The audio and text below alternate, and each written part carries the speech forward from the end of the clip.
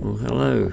We just returned to previous location, Poltesco. We're going to do an ink sketch on, well, a couple of ink sketches on paper, looking towards Pedna Bor. There it is. And I was very interested in the clouds that had built up, although as the sketch went on it got a bit duller, and the cloud came in.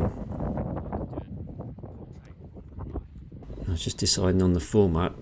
Quite at this point I was thinking of portrait, but as you can see I switched to landscape, and I think I made a good choice.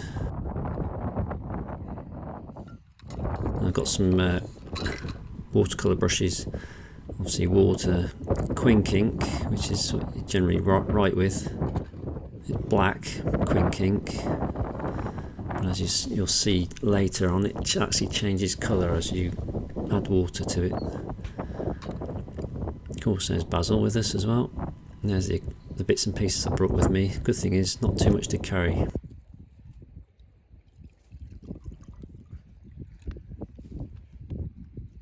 That's not for you. Yeah, you can have a drink.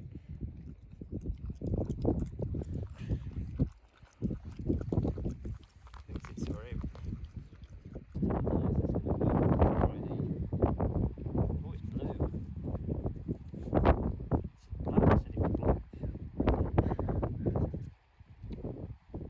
As you can hear, it was quite a windy spot. There's a windy spot that is. We've perched on top of this old foundation of it, looked like an old fort or something. I'm not quite sure what it was. It's a great vantage point for painting. But yeah, very windy spot, as you can hear in the mic, so I apologise for that. There's nothing much I could do about that.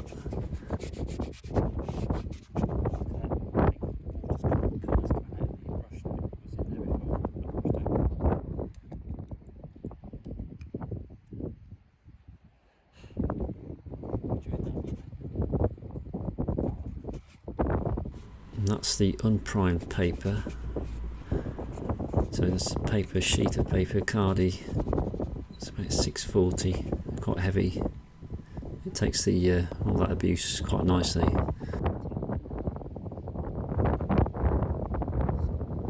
So it's mixing this. That's the damp surface.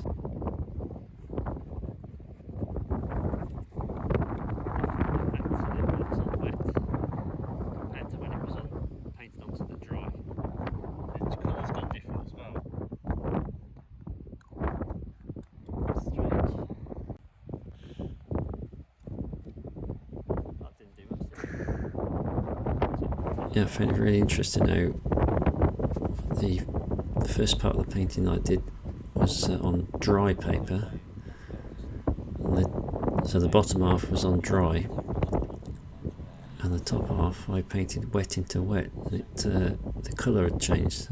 It had affected the colour of the ink, so I learnt something straight away. Very interesting. It had gone like a browny colour. Well, if that'll dry, more of a browny colour rather than blue. We'll see, but it'd be interesting to see a difference. I might put some on this one below as well now. What that does, see how we'll do this one. See how this reacts on this. Oh no, that's nice. Look at that. That's nice. It's lovely. That's supposed to be black. That's gessoed surface. That's just ordinary paper. Both the same paper. Yeah, that gessoed surface was a very smooth surface. It smoothed off the texture on the paper, so there was less of a rough texture than there was on the unprimed paper above it.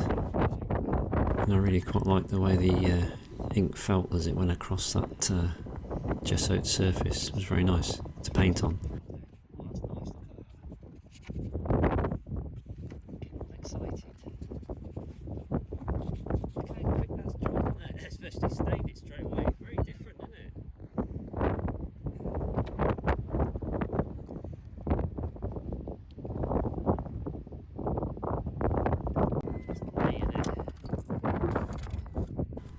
box of bits and pieces. I'm just preparing the palette for the casein paint there. Let's go back to this one a minute. We just got to remember that little boat where it was. Or I imagine that's your job. Remember that now.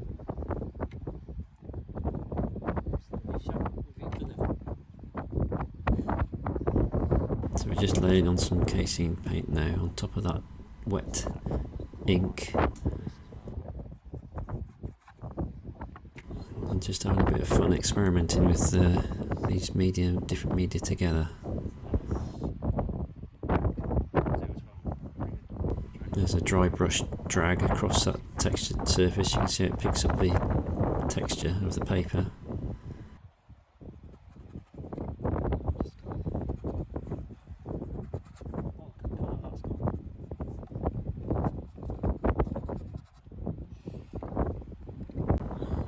Yeah, it was actually quite cold down there. Yeah, so I've thought about that before I left the house. Right, this is casein on top of this ink on gesso now. So we'll see what this does. That's quite nice as well.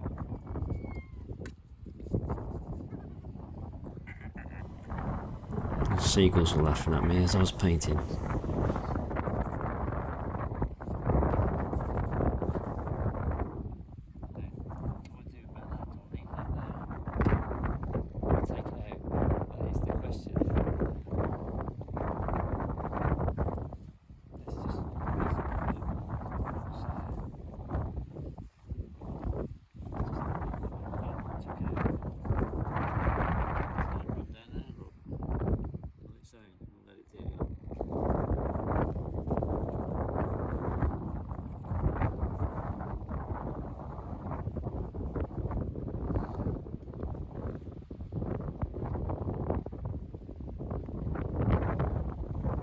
And that's the view back to Bass Point where we were painting quite recently.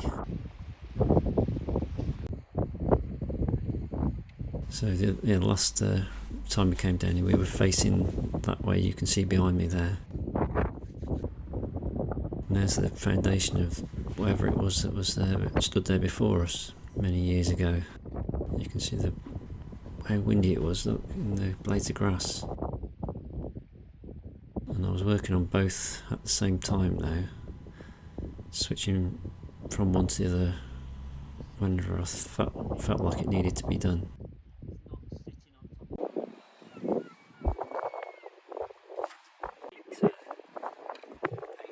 Somewhere there. Thing is, was it above the horizon or not? That should be a bit lower, so I'm going to bring it. I'll put it here.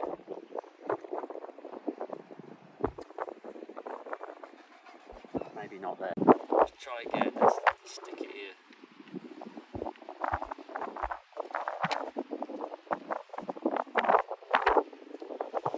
Something like that.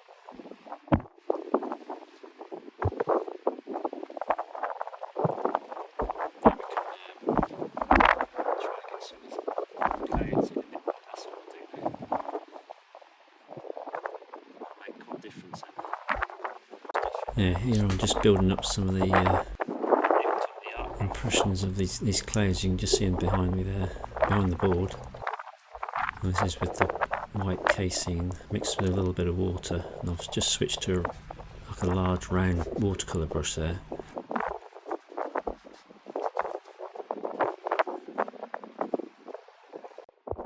And Basil enjoying the view again.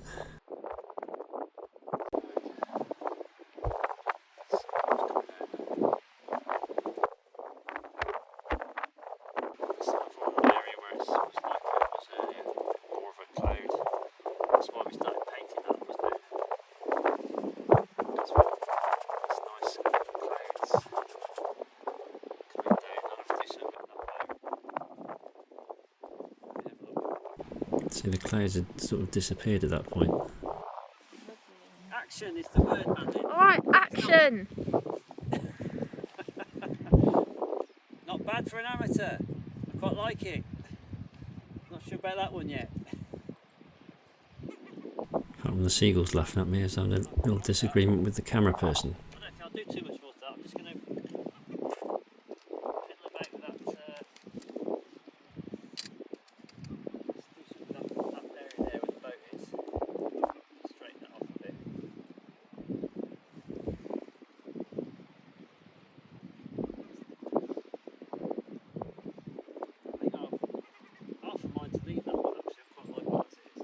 let's see if we can improve this one.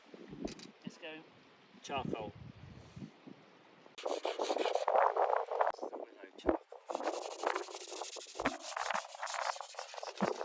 For this one on the smooth gessoed surface, you can still see the texture of the paper coming through, but it's a lot smoother than the unprimed surface above. And I decided to get the charcoal out and just rub in and then paint on top of that with water, ink and casein. This is a willow charcoal, or vine charcoal. It's quite light, sort of a mid-tone as compared to the very dark compressed charcoal, which I've also got. And you can see that when I'm adding this water and casein paint now, it changes the colour. I'll just splatter on for a bit of fun there. See if we can get any interesting marks. And that ink now is starting to go brown. Sort of grey brown, which is quite nice, quite like that. You can see as it's running down, it's changed colour.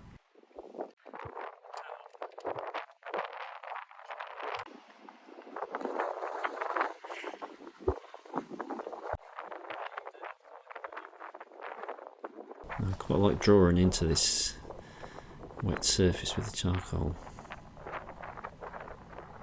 and using my finger as well to smudge and smear. It's funny, this one started off looking nicest to start with. Now it's sort of switched to that one, but it's like now I don't know that now it's around. It's a different surface, so it shows how important the surface is. But that's the chance to rescue this one. The weather's changed quite a lot.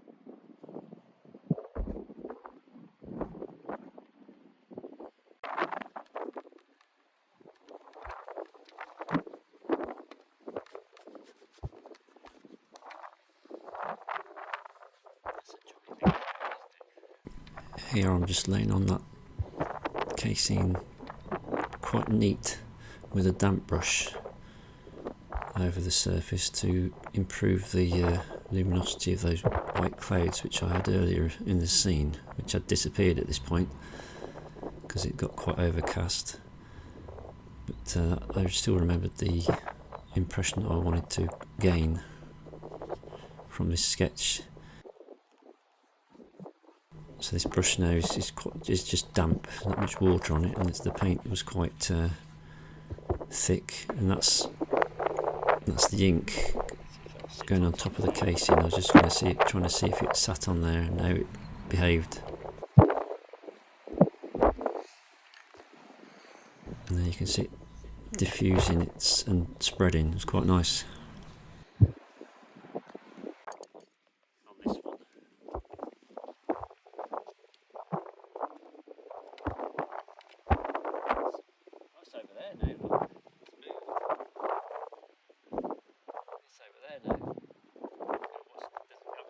With that big ship,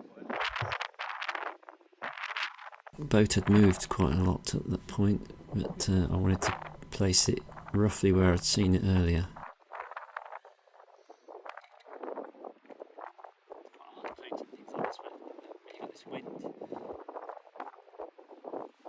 Yeah, very difficult place painting small areas like this, little details in when you're really battling against the wind, knocking your arm everywhere, and you can see it moving the paper and the board as well. All good fun though. And I still had the boat there for reference. I was looking to the side to remind myself what it looked like. But it just moved about a mile. I was just marking some areas in with the graphite stick there. They don't look too bad, do they?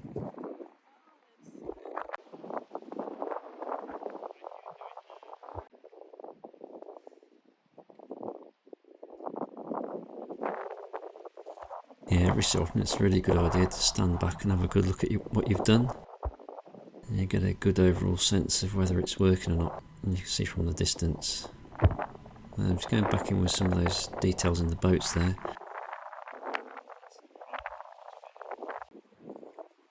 And that particular one was quite low down. I just felt I needed to get on my knees and sketch looking through the gap where the French easel is. There's another gap there because I didn't have the middle tray with me today, so I didn't need to bring all the oil paints and everything. Made it a bit lighter to carry around. And smudging and smearing again with the finger.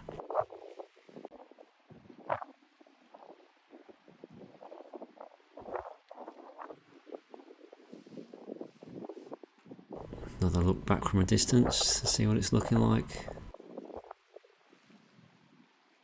That's alright. So when that's the bottom, it's a white bit. And I think I was quite happy with it at that point. Quite surprised with the results.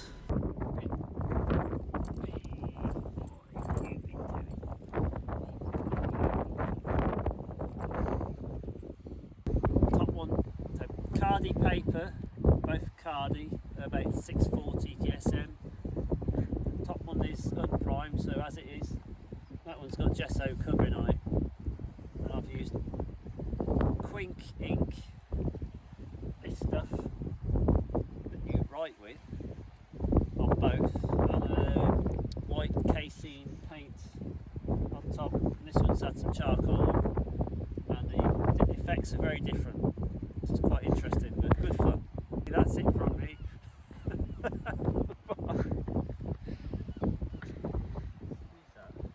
Nothing for you, Basil boy.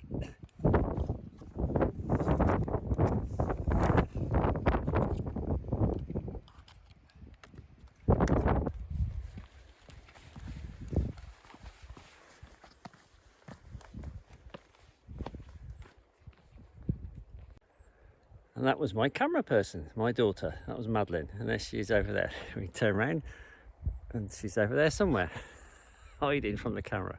And that's what we ended up with after about an hour there. 2 sketches. That's the one on unprimed Khadi paper, so rough paper, very heavy weight, so withstood a lot of working into. And you can see the difference in colours. That same ink went blue in areas, and in other areas it was more of a browny colour, and it's quite nice. That's the gessoed surface, same paper but with a gesso priming on top that I'd put on myself, and the effects I think are quite different. You can't see the texture so much on there, and the colours haven't changed as much either. They've sort of stayed a grey or a blue, but a very enjoyable session. Always nice to work outdoors by the sea. Hope you enjoyed it, and bye for now.